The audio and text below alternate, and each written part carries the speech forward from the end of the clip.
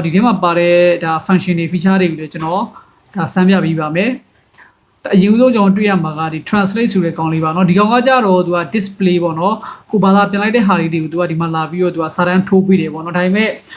ကံမကောင်းတာကကြတော့ဒီကောင်လေးကမြန်မာဘာသာကြတော့သူကမထိုးပေးဘူးဗျာဒီအင်္ဂလိပ်အခရာနဲ့ဒီအဲ့ဒီဟာတော့ပဲသူတို့ထိုးပေးတယ်ပေါ့เนาะဆိုတော့ကျွန်တော်ဒီတစ်ချက်စမ်းပြပေးမယ်เนาะဒီကနေကျွန်တော်စမ်းပြပေးမယ်မင်းနာမည်ဘယ်လိုခေါ်လဲ What is your name? နောက်ကျွန်တော်အဲ့လိုရေးတဲ့ခါမျိုးမှာဆိုရင်တော့သူကဒီမှာ what is your name ဆိုပြီးသူကလာပေါ်ပေးတယ်ဒါပေမဲ့မြန်မာလိုတော့သူကမထိုးပေးဘူးဗျာဒီအင်္ဂလိပ်လိုပြောမယ်ဆိုရင်မြန်မာလိုဒီမှာထိုးရမှာလေဒါပေမဲ့သူကမြန်မာလိုတော့မထိုးပေးဘူးအဲ့လိုမြန်မာလိုဆိုရင်သူကဒီတော့တုံးကြီးဖြစ်သွားရောဗျာမြန်မာ box မပါဘူးပေါ့နော်သူကအဲ့လိုမျိုးဒီအင်္ဂလိပ်အခရာရေးပြီးရင်သူကအဲ့လိုပေါ့အင်္ဂလိပ်အခရာနဲ့စင်တဲ့ကောင်တွေကိုပဲသူကစာတန်းထိုးပေးတယ်ဆိုတော့ဒီကောင်တော့တိတ်တော့အသုံးမလိုတော့ဘူးပေါ့နော်ဆိုတော့နောက်တစ်ခုကျွန်တော်စမ်းပြပေးမယ်နောက်ထပ် feature တစ်ခုကကြတော့ကျွန်တော်တို့တွေဓာတ်ပုံရိုက်တဲ့ခါမျိုးမှာသုံးတဲ့ကောင်လေးပါပေါ့နော်ကျွန်တော်တို့ကဓာတ်ပုံရိုက်တဲ့ခါမျိုးမှာဒီလိုမျိုးခလုတ်ကိုတော့မနှိပ်ပဲနဲ့ပေါ့နော်ဒီကနေလမ်းပြီးတော့လည်းရိုက်လို့ရပါတယ်နော်အခုလိုမျိုးတစ်ချက်နှိပ်လိုက်တာနဲ့နော်ဟိုမှာဓာတ်ပုံကဒါရိုက်ပြီးမှဖြစ်ပါတယ်နော်ဆိုတော့ဒါကတော့ဓာတ်ပုံရိုက်တဲ့ကောင်လေးပါနောက်တစ်ခုကကြတော့ဒါလေးကကြတော့သူကအသေးပေးတယ်ဘယ်နေရာမှာအသေးပေးရလဲဆိုတော့ TikTok ကြည့်နေမှာအသေးပေးတာဗျာတလားသူကလည်းမစိုးဘူးပဲပြောရမလားမသိဘူးပေါ့ဒီ TikTok ကြည့်တဲ့အခါမျိုးပါဗျာကိုကဒီ TikTok ကိုဖုန်းကိုနှိပ်ဆောင်လို့ပဲဒီကနေအသေးပေးလို့ရတယ်ပြီး TikTok ကိုအရှိကျော်နောက်ကျော်လုပ်လို့ရရနော်နောက်တစ်ပုတ်ကိုကျွန်တော်ကြော်ကြည့်မယ်မကြော်လိုက်ပြီနော်โอเคဒါကနောက်တစ်ပုတ်ဗျာနောက်တစ်ပုတ်အသေးပေးမယ်ဆိုရင်ဒီမှာတစ်ချက်အသေးပေးအောင်နှိပ်လိုက်ဒါဒီမှာအသေးပေးထားပြီးသားဖြစ်သွားပြီပေါ့နော်ဒီအရှိကိုအဲ့လိုမျိုးပြန်ကြော်ခြင်းနေဆိုလဲရတယ်ဒါဆိုရင်တော့ဒါခုနပုတ်ကိုပြန်ပြီးကြော်တာပေါ့နော်ဆိုတော့ဒါဒီ function လေးကလည်းဒါမစိုးဘူးပေါ့နော်ခေနောက်တစ်ခုကကြတော့ဘာဖြစ်မလဲဒါကကြတော့သူကဒါရက်လာနှစ်ကိုပြတယ်ဒီနာယူပြတဲ့ကောင်လေးပေါ့နော်သူကတော့ကိုယ့်ဖုန်းကအချိန်မှန်လို့ရှိရင်ဒီမှာ auto လာပြီးတော့အချိန်မှန်တယ်ပေါ့နော်ဆိုတော့နောက်တစ်ခုဒီတစ်ခုကကြတော့ flat light ဗျကျွန်တော်မတော်တဆအရေးကြုံလို့ဒီမီးလိုတဲ့အခါမျိုးကြာရင်ဒီကောင်လေးကိုလည်းဒါထပ်မီးလိုမျိုးအသုံးပြုလို့ရတယ်ပေါ့ဗျာဒီ open လေးကိုနှိပ်လိုက်ပေါ့နော်အခုလိုမျိုးသူကလင်းသွားမယ်လင်းလို့ရှိရင်တော့ဒါမှောင်တဲ့နေရာမျိုးကြာရင်ရောနည်းနည်းပါးအသုံးပြုလို့ရတယ်ပေါ့ဗျာဒါလေးလည်းမစိုးပါဘူးနော်နောက်တစ်ခုကကြတော့ဒါ Find My Earphone ဒါကလည်း earphone ပြောက်လို့ရှိရင်ပြန်ရှာလို့ရတဲ့ကောင်လေးပါဗျာနော်ဒီဘယ်ဘက်ပြောက်လို့ရှိရင်ဒါကတော့ဘယ်ဒါညာဗျာဒီဘယ်ဘက်ပြောက်လို့ရှိရင်ဒီဘယ်ဘက်အဲလေးကိုနှိပ်လိုက်ပြီးဒီမှာ start ကိုနှိပ်လိုက်ဒါဆိုလို့ရှိရင်တော့ပေါ့နော်ဒီဘယ်ဘက်နှစ်ချက်ကနေပြီးဒီမှာအတန်မြည်နေမှာဖြစ်ပါရဲ့နော်အခုတော့ဒီမှာသူအတန်မြည်နေရဲ့နော် TTT ဆိုပြီးတော့နော်အတန်မြည်နေတယ်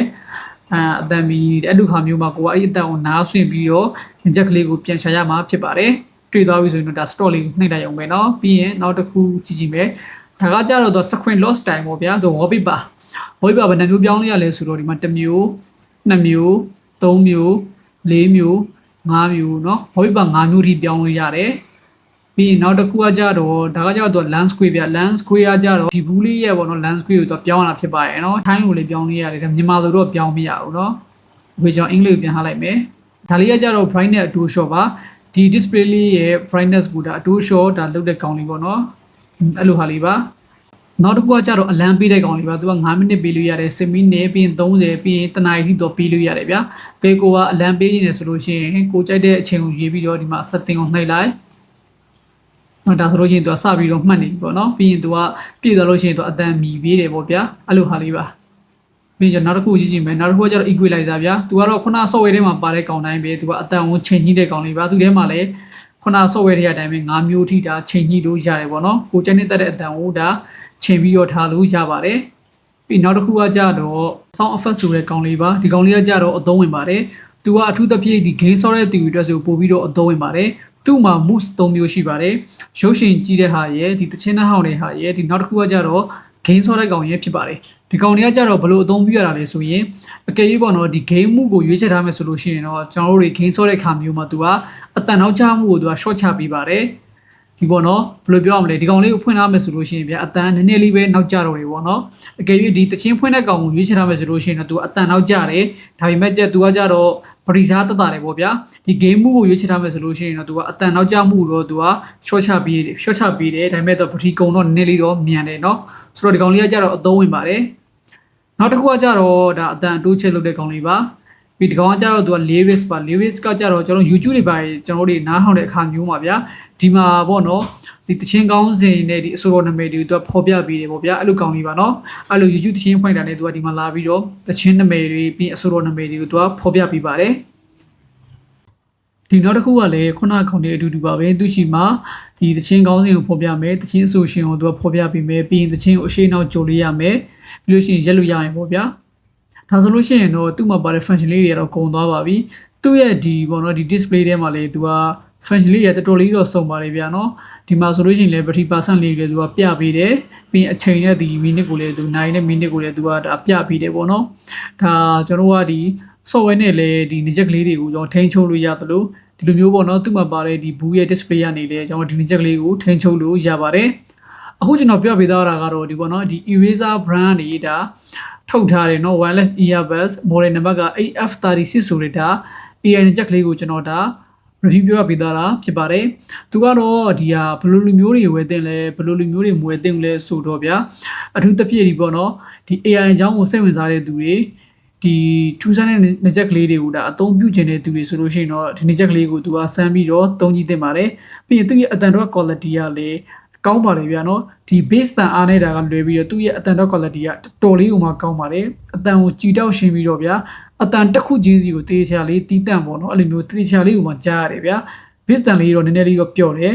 ဆိုတော့ဒီ base တန်ကောင်းတာကိုမှကြိုက်တဲ့သူတွေဆိုရင်တော့ဒါဒီ widget ထက်ဒီပိုကောင်းတဲ့ပေါ့နော်အခြား widget လေးတွေကိုဒါရွေးချယ်ဖို့အကြံပေးခြင်းပါတယ်ပြီးနောက်ထပ်ကကြတော့ဂိမ်းသမားတွေတက်ပေါ့ဗျာဂိမ်းသမားတွေကကြတော့ဒီပေါ့နော်အတန်လုံးကနောက်မကြတာကိုလိုချင်တယ်ဆိုလို့ရှိရင်တော့ဒီလိုမျိုး Bluetooth နှစ်ချက်ကိုဝယ်မဲ့အစားဗျာဒီကျိုးနှစ်ချက်ကိုဒါဝယ်တာတော့ပိုပြီးအဆင်ပြေတယ်ဒီလိုမျိုး Bluetooth နှစ်ချက်အများစုကကြတော့အတန်ကတော့ဗျာနည်းနည်းလေးတော့နောက်ကျတတ်တယ်ဒါပေမဲ့ဒီ mobile လေးကြလောက်ဆော့မယ်ဆိုလို့ရှိရင်တော့ကိစ္စမရှိဘူးဗျာ mobile လေးကြတော့ဒီအတန်နောက်ကျလဲဒါသူကသိပြဿနာမရှိဘူးဒါပေမဲ့ PUBG လိုဟာမျိုးကကြတော့ပေါ့နော်ဒီသူ့ထက်ပိုကောင်းတဲ့နှစ်ချက်ပေါ့နော်အဲ့လိုဟာမျိုးသုံးတင်တယ်အထူးသဖြင့်ကိုကအတန်လုံးကနောက်မကျတော့လိုချင်တယ်ဆိုလို့ရှိရင်တော့ဒီကျိုးနှစ်ချက်တွေကိုသုံးတာတော့ပို့ပြီးတော့ကောင်းတယ်ဗျာဈေးရန်ကြီးတဲ့နှစ်ချက်မျိုးစားမှပဲအတန်လုံးကနောက်မကျတဲ့ဟာမျိုးကိုရမှာဆိုတော့ဒီနှစ်ချက်လေးကိုကြတော့ဒါတာမန်သူတွေသုံးတာတော့ပို့ပြီးအဆင်ပြေတယ်ဗျာအထူးသဖြင့်ဒီထူးဆန်းတဲ့နှစ်ချက်လေးကိုသုံးရကြိုက်တဲ့သူတွေဒီပေါ့ AI feature တွေကိုသုံးရကြိုက်တဲ့သူတွေပြီးဒီပေါ့နော်ဘာသာစကားအဲ့လိုခက်ခဲရှိတဲ့သူတွေဆိုလို့ရှိရင်တော့ဒါဒီနှစ်ချက်လေးကိုဒါ try ပြီးတော့သုံးကြည့်တင်တယ်